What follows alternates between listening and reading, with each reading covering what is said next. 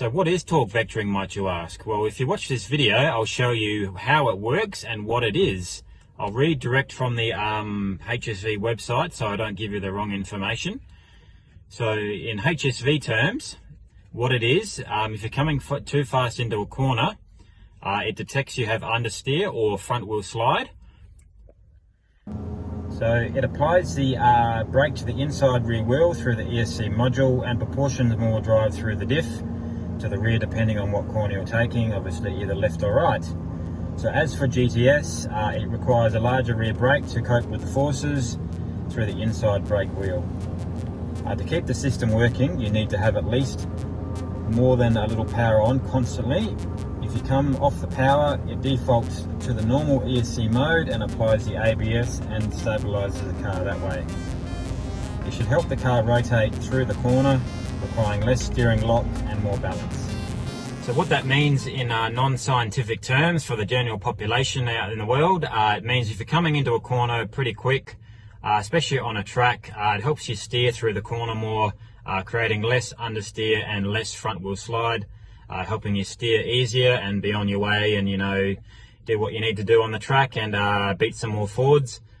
So I'll show you in the next part of the video how it works. I'll be in a private car park, quite an open area, so I won't be on a track doing 100 kilometers an hour, but it does work as long as you've got constant speed or constant power. So I hope you like the rest of the video, and thanks for watching.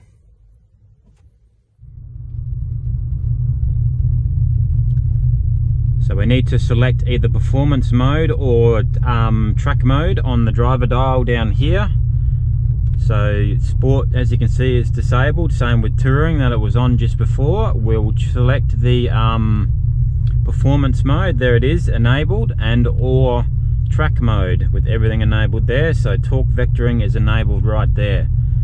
So I'm just in a bit of a private car park here. It's an open space and it's not you know, it's not going to be 100 kilometers an hour, so I just want to test it out to see what it does and show you what it does.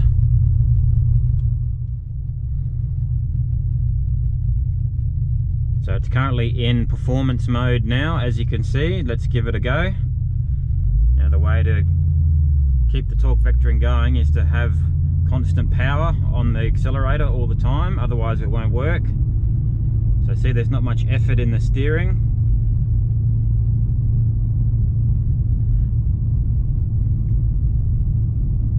Now I will actually turn performance mode off and put it back to sport mode while driving. Yeah, there's more turning there, as you can see. It's finding it difficult to turn a little bit. Remember to keep your foot on the accelerator or power all the time to keep the torque vectoring going. Put it back into performance mode, and you can feel pretty much instantaneously that the torque vectoring takes hold, because I'm not using too much effort to steer. Foot's still on the power.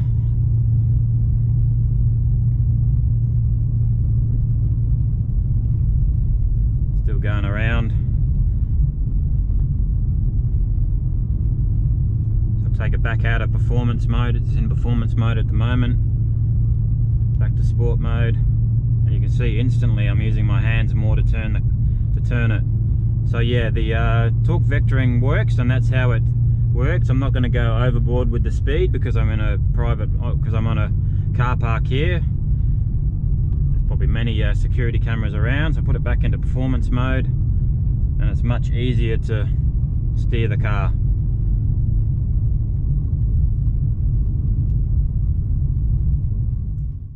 So that's torque vectoring for you on the GTS. Now I'm pretty sure on the Series 2 range of the HSV, all models got that torque vectoring. When HSV put it out, it was only available on the GTS and the Series 1. I'd have to get someone to check who's got a Series 2 to make sure they've got torque vectoring. I don't honestly know. So I know the GTS in the Series 2 has torque vectoring, but I have to check with, you know, if Club Sport or our Senator has it as well.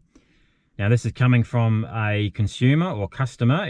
I'm not being paid by HSV to make this video, and or I'm not being sponsored by them. So it does definitely work, torque vectoring. I mean, obviously it'll be in more use when you're on the track. I mean, I use this a lot on track, and it's Unfortunately, it has chewed out the rear brakes on that side, on the driver's side rear, and the left-hand side is pretty good because the track that I go on has got more right-hand turns.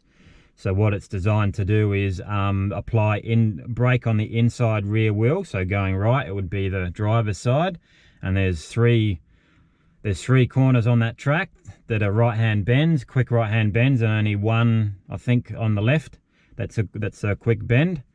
So as you saw when I was driving in performance mode with torque vectoring activated and my foot constantly on the power, I wasn't using too much effort to steer the car. And then when I turned it to sport mode, I was using more effort, my hands were moving more.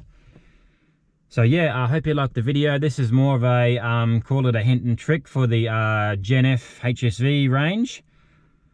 So hope you liked the video. Please like, share and subscribe. And thanks again for watching Curtis LSA YouTube channel.